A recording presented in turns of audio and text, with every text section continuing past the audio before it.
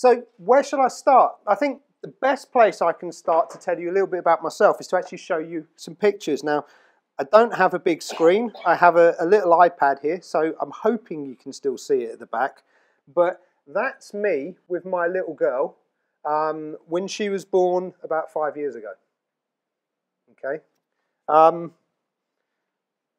I'm hoping that you can see a little bit of a difference between this guy and the one that's talking to you now. I could turn you all into therapists for an hour and a half by telling you my story if I really wanted to. That's not my intention tonight. But I think it is important to understand how I got to that size and actually what I was like before I even started to get to that size. So I'm going to take you back to my early 20s for a minute.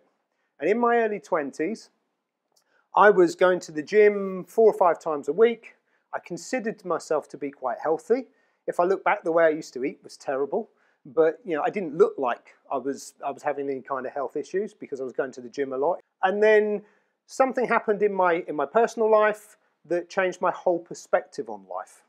And that was when I was 22 years old. My father, aged 50, passed away very suddenly. Now, it's not the easiest thing for me to talk about at length, but it made a profound change to me instantly. And I went from being focused on being in the gym and trying to look my best and all of that to, Neil, you're nearly halfway through your life. You know, your dad's died at 50. Who's to say you're going to get any longer? Why are you wasting your time in the gym? You know, you should be going out and enjoying yourself. You know, eat the things you want to eat. You know, go down the pub every night with your mates, all that kind of stuff.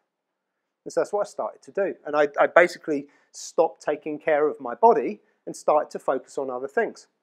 So this prophecy I had of, you know, my dad died at 50, well, I was actually leading myself towards that as well. And in reality, I think had I not made some of the changes that I did in my life, I probably wouldn't even have seen 40. Buying the biggest item of clothing I've ever had to purchase in my life was the thing that made me look in the mirror and think, look at the state you've got yourself into. I was embarrassed buying it, basically. You know, just the thought of the size that I'd become just frightened, you know, frightened the hell out of me, to be quite frank. And I was genuinely embarrassed. And you know, to feel embarrassed when you have to go and buy clothes is not really how any of us should feel. Was there anything special about me? No. Could that have been anybody's story that I've just told you? Yes. Is it what's happening to more and more people in the Western society? You know, the US, the UK, Australia, Europe, etc. Yeah, it is. It's the way that what the Americans call the standard American diet, or SAD. You know, we don't have an acronym that spells SAD, but I think what we're doing to ourselves with food is SAD. You know, we are killing ourselves with our forks, basically. So what did I do? You know, what happened next? You know, you tear a hole in your trousers, what do? Well, I came home and I saw my wife, and I said to my wife, you know that nutritionist you've been telling me to go and see for years? Yeah. Can I have a phone number, please? And I think she sort of looked at me as if to say, yeah, all right, you're not going to do anything with it. So she phoned her for me, made the appointment, and I went and saw this nutritionist who got me to keep a food diary, which when I then went to see her with the food diary, I had to explain to her what some of the things on it were. And I should point out, at this point, I thought I was being healthy. I'd already taken steps myself to try and clean up my diet, and had done that for, you know, a few months. So me writing what I think is me eating really well and really healthy, to then have somebody go through it and say, I don't even recognise what some of this food is, you know, was another kind of alarm bell that went off in my head. That nutritionist gave me some simple advice on how to clean up my diet.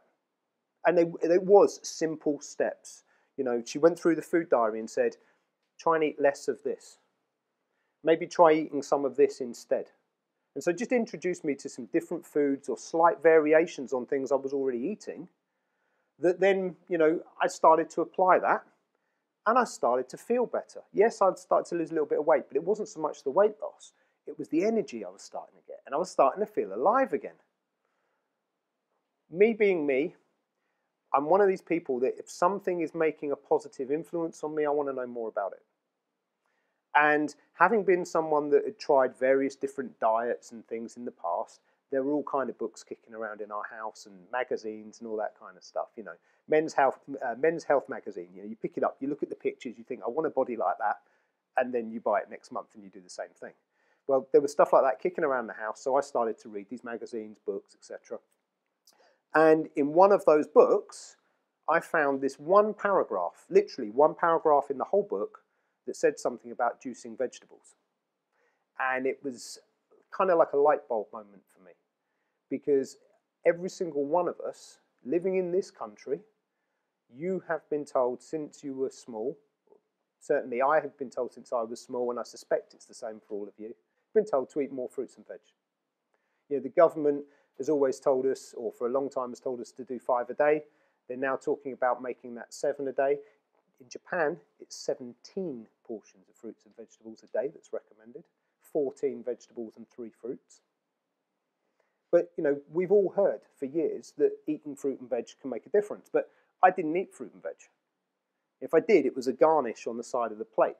You know, the plate was filled with meat, and more meat, and probably a bit more meat on top of that. And that was every meal. You know, my idea of a good meal was, how big can that piece of meat be? You know, you see these restaurants that do like the belly buster steaks. That was a challenge. You know, if I went to the US on holiday and it was the all-you-can-eat buffet, oh yeah, I can eat. You know, and that was me. But it was never about fruits and vegetables. And so this idea that maybe I can drink them instead just made complete sense. And so literally the same day or the following day, I went online, I ordered a juicer, and that was really where my introduction to juicing started.